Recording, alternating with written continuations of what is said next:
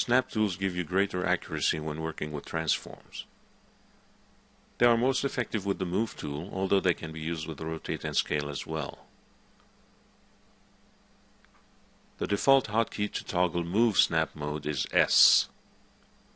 With Rotate, Angle Snap lets you rotate objects by 5-degree increments.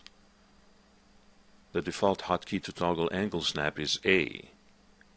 With Scale, % Snap lets you scale objects up or down by 10% increments. The default hotkey to toggle % Snap is Shift-Control-P. The default incremental values for rotation and scale of 5 degrees and 10% respectively can be changed by right-clicking the rotation or scale snap buttons. Used in conjunction with the Move tool, snap possibilities are much wider in scope. The Move Snap tool is actually a flyout. You will learn about its various options in a moment. For now, leave the default 3D snap mode active. When planning to use snap tools, it is usually more efficient to call up the Snaps toolbar. This can be done with a right-click on an empty area of the main toolbar. Using the Snaps toolbar, you can then choose which points in space you would like to snap onto. In grid mode, you can only snap to intersecting lines on the construction grid. The texture map in this example has been set to match the existing construction grid. Perhaps more importantly, you can snap onto geometry points such as objects' pivot points, vertex points, midpoints, edges, faces, and so on. Arguably one of the most valuable snap options is vertex, which lets you snap onto any intersecting point between two or more edges. The default 3D snap mode is best used in a 3D view, such as perspective or camera.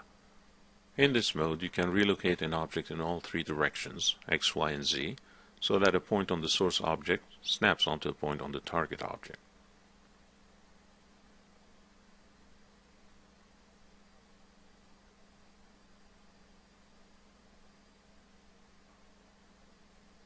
In a 2D orthographic view, such as top or front, using 3D snap can be tricky. If there are multiple points on the same axis, such as the Z-axis as seen in the top view, you can never be sure which point is taken into account. This is why 3D snap is best used in a 3D view. If you need to work in a 2D orthographic view, then you should use one of the 2D snaps available. The 2D snap mode is only useful if you are dealing exclusively with 2D geometry such as shape objects. This mode can only snap to objects lying on the construction grid. If an object is not lying on the construction grid, Z equals 0 in the top view, then you cannot snap to it. Notice how you cannot snap to a floating object, but you can snap to an object on the floor.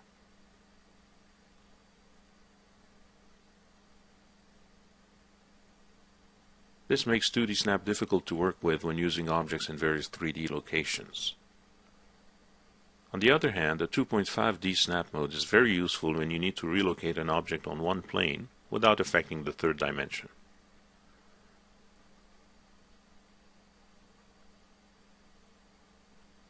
For example, you can move this box in the top view to align it with another box. Notice how you have relocated the object on the XY plane while the elevation remains unchanged, even though the target object in this case is higher. Notice also that unlike 2D snap, a 2.5D snap does recognize snap points that are not on the construction grid. As you can see, 2.5D is a very powerful way to move objects on a single plane. It is not advisable to use 2.5D snap in a 3D view, as it will yield unexpected results.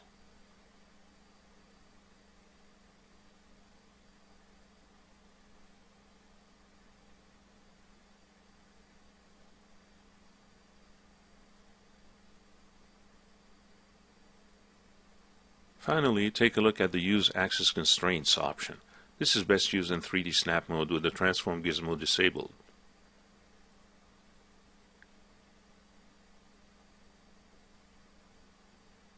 The Transform gizmo can be toggled on or off using the X key. Use Axis Constraints lets you snap to points on a single or dual axis translation. To move an object in X, Y, or Z, press the F5, F6, or F7 keys to enable a single direction at a time. Using 3D Snap in vertex mode, notice how you can align a vertex to another while the object travels in one direction only.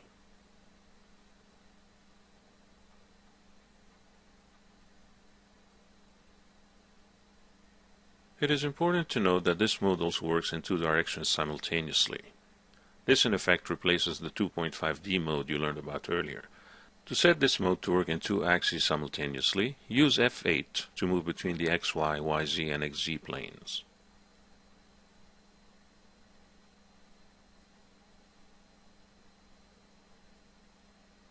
At any time, disable Use Axis Constraints to return to full 3D snap mode.